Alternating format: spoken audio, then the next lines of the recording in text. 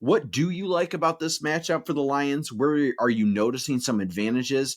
And what don't you like about this matchup? I hate the fact that this team just gave up 200 yards to Justin Jefferson, and now we're expecting to stop Cooper Kupp, Puka Nakua, and Matthew Stafford. It makes me think that the Rams and Sean McVay will have a game plan dialed up that has Matthew Stafford throwing the ball 35 to 40 times, and they're going to go reckless abandon, and that worries me about this defense. I am certainly concerned about the secondary in this game. Nick Mullins threw 2 touchdowns on you last weekend. That's got me concerned. I am absolutely worried that this thing turns into a shootout. Because on the flip side of this, I like Detroit's offensive line against the Rams' defensive line. I like their running game against the Rams here. Aaron Donald is still there. He is still a fantastic player. However, it's one of those deals where he doesn't have all of the running mates that he used to. You are going to be able to move the ball on the ground, I believe. It's going to come down to, can Jared Goff stay in there, make the throws he needs to make, play cool as a cucumber, not give the Rams the ball, and can he be clutch in the clutchest of moments? Dave, I'll get to the line in the betting segment, but I just have a feeling that late in the fourth quarter, Lions fans are going to be very sweaty, along with Rams fans are going to be very sweaty because this thing is going to be tight throughout. This is a major, and Dave, I would like to also say this about the disadvantage, I think. Sean McVay has a major coaching advantage in this game, a major one. Dan is still learning how to manage games a little bit, and I think Sean McVay knows exactly who he is, and he knows exactly what he does on every single analytic that he has. Dan feels like he doesn't have any analytics except for go for it. Like, that feels like the analytics, and God love him for it, and people do love him for it, but in games like this, when you're on your own 48-yard line and it's a tie ball game late in the third quarter, maybe it is best to punt. Maybe it is best to, on 4th and 4, go ahead and punt that one. Like, I could see decisions like this where Sean feels very comfortable with what he has. His team knows what to expect, and they've been there for years, and they're going to go in there and do this thing. Dan's first postseason game, Dave, I know what you're going to say. I don't want him to change who he is. I get that. I know where you're going with this. But I think that sometimes you've got to just put your ego aside a little bit and do what's best for the entire team. And I think that Sean McVay has a major advantage in this game.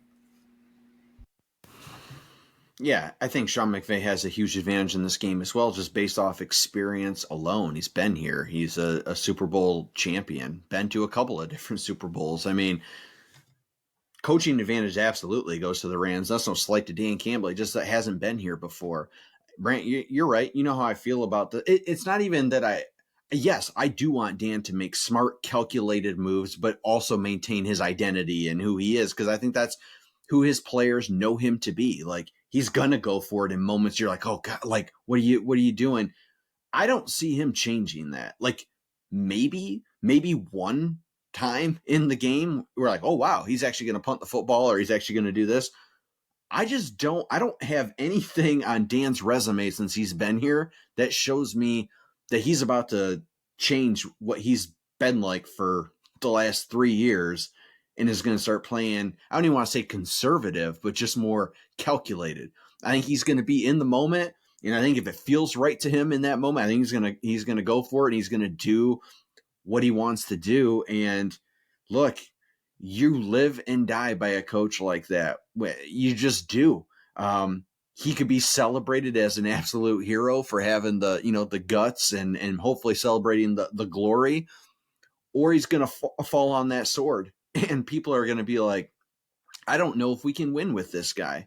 I don't know. We can win regular season games, maybe, because this could be the narrative. If he makes some miscalculated decisions here that cost them, the storyline is going to be, after this great season and the excitement, people are going to be talking about, well, but Dan, is he just the rah-rah guy, like the culture guy during the regular season? Like, can he actually outcoach these guys who have been there before?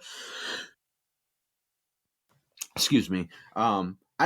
I just, I don't know. We're going to have to wait and see. But yeah, coaching advantage right now goes to Sean McVay. I love the running game for the Lions. I think that they've got to and that's their bread and butter. I love their O-line against the Rams D-line. Yes, they've got Aaron Donald. They've got a rookie in there too next to Aaron Donald who's been really good. He's also playing next to Aaron Donald. But outside on the edges, those guys are nobodies. And I think you got to utilize a running back like Jahmyr Gibbs here, get outside the tackles. And, whether they're throwing him the football, which they have not done a lot lately, or stretching him outside, I just think that there's a major advantage there. I also think Amon-Ra St. Brown's going to have a heck of a game. It's going to hurt to not have Sam Laporta for blocking and for obviously receptions and just his playmaking ability. But I think Amon-Ra St. Brown can have a huge day here. And as a matter of fact, I think Jared Goff is going to have a huge day. That's my prediction here. I think that Goff is, I don't want to say he has more to play for than Stafford in this game, but while the story will be on Stafford coming back to Detroit, let us not forget that Jared Goff was the outcast from the LA Rams that had a very ugly sort of breakup and came and had to kind of restart and rebuild himself here in Detroit. People didn't want him here. It was a matter of waiting him out till this contract was up to figure out what direction you go from here. And as time has gone on, Jared Goff has been winning. He has, and I think that this game is personal to him, personal in a different way. It's personal for Matthew Stafford because of his 12 years here and what he accomplished and just the memories and all of that. Jared Goff is like, oh, I got the Rams at home in Ford Field, and this place is going to be absolutely pumping. And I love my guys that I'm throwing it to. I love my guys I'm handing off to, and I absolutely love my offensive line. I think Jared Goff is going to actually have a great game. That's just my prediction. The Rams, their offense scares me. Matthew Stafford worries me. I do not want this game to be a one-score game late and have him with the ball with a minute to go or 40 seconds to go, and they've got to take it down the field. I don't want to be in that position. Of course, that worries me. That's what Stafford does best.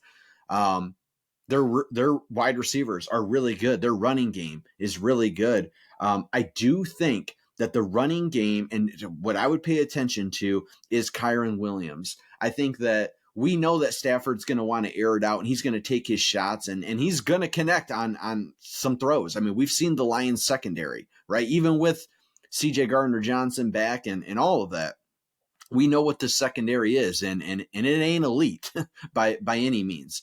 I do believe that if you can make this Rams offense somewhat one-dimensional and contain the run game, contain Kyren Williams, keep them to a 2nd and 8, to a 3rd and 7, you know, anything like that, I think it's advantage Lions. And I think that shutting down the run game, or at least containing it, is going to be critical, because if you make that offense one-dimensional and you make Matthew Stafford beat you, I like the Lions' chances if their backs are up against the wall and they can't move the ball on the ground. So I do think that, and I'm going to pour a little bit of optimism in this cup here, because I know, and trust me, Lions fans, I'm worried too. I am. I'm not beating the table like this is it. You're about to go out there and smoke the Rams and Goff's going to throw for 400 yards because it's personal. That's not what I'm saying.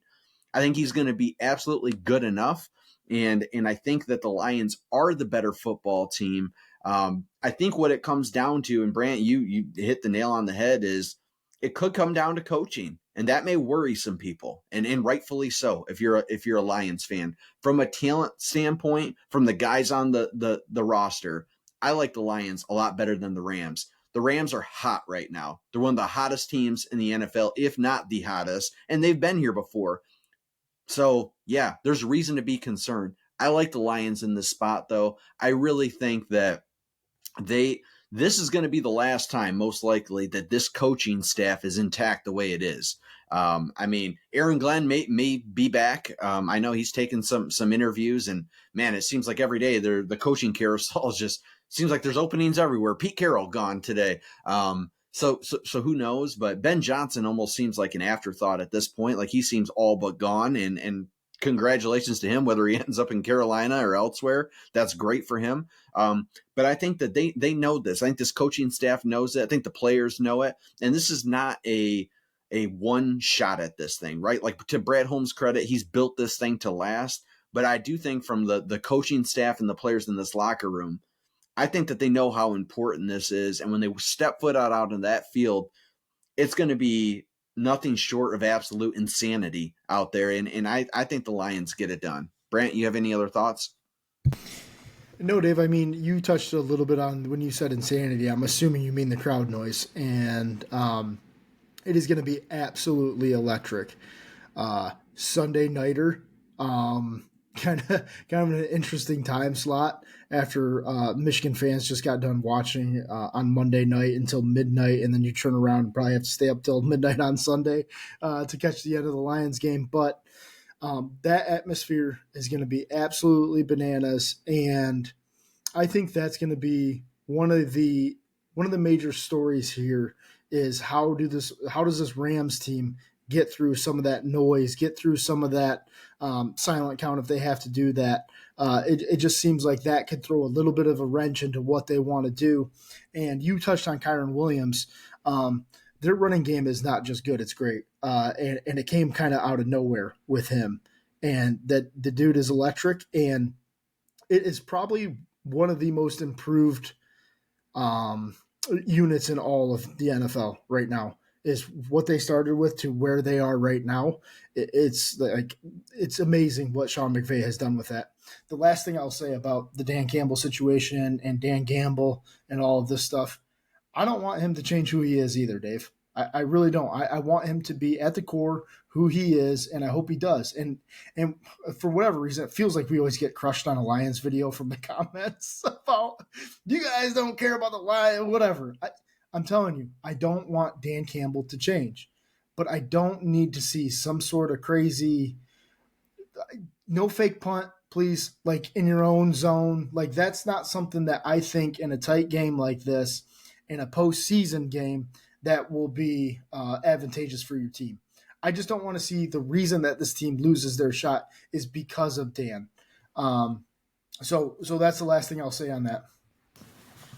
Lions fans, do us a huge favor right now. If you're listening on YouTube to this, hop into that comment section. Let us know what you think. What do you think of Dan Campbell and his ability to outcoach or to stay on par coaching with Sean McVay, the Stafford, the Goff storylines, all of that? Hop in those comment sections. Let us know what you think.